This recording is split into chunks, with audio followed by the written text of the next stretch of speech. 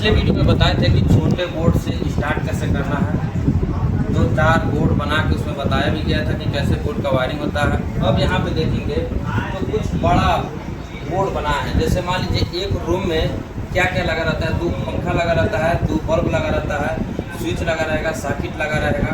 मतलब एक रूम में जो सामान लगा रहता है उसको हम ऊपर में बना लिया है और इसका क्या करने जा रहे हैं, वायरिंग करने जा रहे हैं। वायरिंग कैसे कैसे करना है, सेम प्रोसेस जो पीछे था वही यहाँ पर भी है, चाहे वो बोर्ड कितना भी बड़ा हो जाए कितना भी छोटा हो। जैसे ध्यान दीजिए यहाँ पे हमारे बोर्ड, ये हमारा बोर्ड है और ये बोर्ड में ये सब उपकरण लगा है।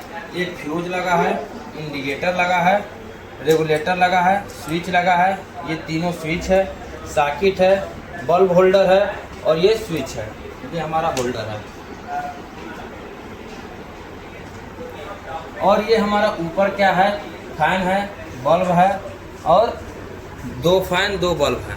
ठीक है, अब इसको हम कैसे वायरिंग करेंगे, इसी चीज़ को हम क्या करेंगे इसके अंदर बताएंगे। तो हम क्या करेंगे, यहाँ से फेस और न्यूट्रल क्या करेंगे, इसके अंदर इन करेंगे। अर्थिंग को पहले कनेक्ट कर देते हैं। अर्थिंग हमारा कनेक्ट कहाँ कहाँ होता है, तो जितना सॉकेट होगा उसके ऊपर कनेक्ट होगा और फैन में कनेक्ट कर सकते हैं और बल्ब में भी कनेक्ट कर सकते हैं। तो आप इसको कनेक्ट कर लीजिएगा। हमने सॉकेट में कनेक्ट कर दिया, मतलब अर्थिंग का काम खत्म। अगर और अर्थिंग जहाँ देना होगा आप वहाँ दे सकते हैं। अब बारी आती है न्यूट्रल। जैसे सबका वायरिंग किया जाता था सेम उसी तरह इसका भी वायरिंग करना है। ये न्यूट्रल जिसको जिसको चाहिए हम डायरेक्ट देंगे।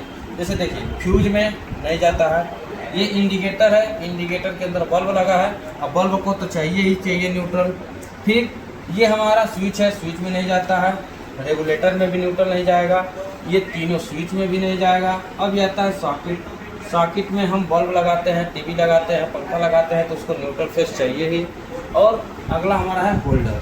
तो होल्डर में बल्ब लगता है, इसको भी न्यूट्रल चाहिए। देखिए जिसको जिसको न्यूट्रल चाहिए था डायरेक्ट दे देंगे। अब बारी आती है ऊपर, सबको न्यूट्रल दे देंगे और इसी न्यूट्रल में कनेक्ट कर देंगे। चाहे आप यहाँ से भी ले सकते हैं, यहाँ से भी ले सकते हैं, यहाँ से भी ले सकते हैं। अब हमारा आता है फेस। फेस को क्या करना है, पहले अगर पूरे बोर्ड में फ्यूज लगा है तो पहले फ्यूज में इन होगा। अगर फ्यूज नहीं लगा है तो सभी स्विच के नीचे नीचे नीचे नीचे कनेक्ट होगा। अब इसमें फ्यूज लगा है इसलिए हम फ्यूज में इन करेंगे और फ्यूज से आउट करा के जितना भी स्विच होगा उसके सब स्विच के नीचे नीचे नीचे नीचे दिया जाता है। अगर ये फ्यूज नहीं लगा रहता तो हम डायरेक्ट फेस सप्लाई को जितना भी स्विच था उसके नीचे नीचे कनेक्ट करते हैं। लेकिन अब फ्यूज लगा है तो इसके आउटपुट से सब स्विच के अंदर जाएगा, ताकि अगर इसके अंदर शॉर्ट सर्किट हो या इधर जितना भी उपकरण लगा है उसके अंदर कोई प्रॉब्लम हो, शॉर्ट सर्किट ओवरलोड हो तो ये तुरंत क्या हो जाएगा, ट्रिप कर जाएगा। अब फ्यूज की जगह MCB भी लगा सकते हैं। क्या लगा सकते हैं, MCB। दोनों का काम एक ही है, MCB ट्रिप कर जाएगी। अब हम आते हैं इंडिकेटर। इंडिकेटर को क्या करेंगे, हम डायरेक्ट फेस दे देते हैं। तो डायरेक्ट फेस फ्यूज से आउट हुआ है उसी में से दे देंगे। अब ये जो फ्यूज से फेस आउट हो रहा है, जितना स्विच है सब स्विच में हम इन करेंगे नीचे नीचे। यहीं से हम क्या करेंगे, सभी स्विच के अंदर इन कर देंगे। देख रहे हैं यहाँ से फेस चला, इंडिकेटर में दे दिए। अब उसके बाद जितना स्विच था 1 2 4 5 पाँचों स्विच के नीचे नीचे दे दिए। अब उसके आउटपुट से सप्लाई को आउट करा के जितने भी उपकरण लगे होंगे उसको देंगे। जैसे ध्यान दीजिए अब हम इस फैन को चलाना है। अगर इस फैन को डायरेक्ट चलाना होगा तो यहीं से आउट करा के इसको दे देंगे। लेकिन हमारे पास लगा है रेगुलेटर। रेगुलेटर से 2 पिन निकला रहता है, ये पहले जाएगा फेस रेगुलेटर के अंदर। अब ये रेगुलेटर अपने हिसाब से स्पीड को आउट करा के क्या करेगा, फैन को देगा। अब ये फेस कहाँ गया, फैन में चला गया। अब ये स्विच ऑन करेंगे, ये पत्ती टच होगी। जब ये पत्ती टच होगी तो यहाँ फेस आएगा और जब यहाँ फेस आएगा तो अपने हिसाब से स्लो मीडियम फास्ट करेंगे तो पंखा चलेगा। उसी तरह इस बल्ब को चाहिए फेस, तो हम क्या करेंगे, इस बल्ब को फेस दे देंगे एक स्विच से। अब जैसे इस स्विच को ऑन करेंगे ये यहाँ पर फेस पहुँचेगा और यही फेस इस बल्ब को जैसे मिलेगा वैसे बल्ब जलने लगेगा।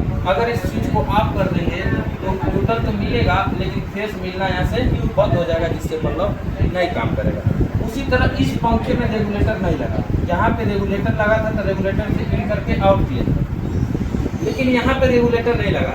बिना रेगुलेटर का जितना वोल्टेज आएगा उतना वोल्टेज डायरेक्ट मिलेगा, जितना वोल्ट आएगा उतना स्पीड से पंखा चलेगा। तो हम इसमें क्या करेंगे, डायरेक्ट फेस देंगे।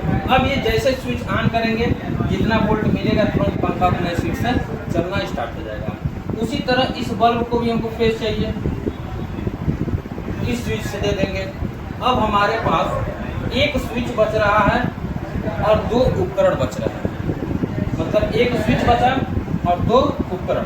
तो हम क्या कर देंगे, एक ही स्विच से दोनों को कनेक्ट कर देंगे। अब ये क्या होगा, जैसे ही स्विच ऑन होगा वैसे हमारा सॉकेट भी ऑन हो जाएगा, जैसे स्विच ऑन होगा वैसे हमारा बल्ब भी ऑन हो जाएगा। मतलब ये भी उपकरण इसी स्विच पे निर्भर है। जैसे स्विच ऑन करेंगे तो ये इसमें भी फेस मिलेगा और इसमें भी फेस मिलेगा। हम इसलिए एक स्विच कम बनाए हैं ताकि अगर मान लीजिए बोर्ड वायरिंग करेंगे तो कोई ज़रूरी नहीं है कि सब उपकरण रहेगा, सब स्विच मिलेगा, सब सॉकेट मिलेगा। आपको कई कंडीशन भी मिल सकते हैं। अगर आप चाहते हैं कि इसको डायरेक्ट हमेशा चलाते रहना तो आप डायरेक्ट फेस दे दीजिए, स्विच से काम ही नहीं करेगा, इसका डायरेक्ट काम करेगा। जैसे डायरेक्टली समझा दे रहा है कि अगर हम इस फेस को इस डायरेक्ट वाले फेस में, मतलब इस वाले फेस में अगर हम कनेक्ट कर देंगे, ये बल्ब लाइट आते ही क्या होगा, जलता रहेगा और प्रॉपर हमेशा काम करेगा। इसको बंद नहीं कर सकते। बंद करने के लिए हमको एक्स्ट्रा स्विच लगाना पड़ेगा। इसलिए हम क्या किए हैं, यहाँ पे एक स्विच कम बना है ताकि आपको पता चले कि अगर हमारे पास स्विच नहीं रहेगा तो वायरिंग कैसे करना है। यदि एक ही स्विच से दो चीज़ को चला लीजिए और नहीं तो एक को डायरेक्ट चला लीजिए, अब जैसी आपकी मर्जी। इस तरह से एक रूम के जितने भी उपकरण थे उसको हम वायरिंग में बनाए।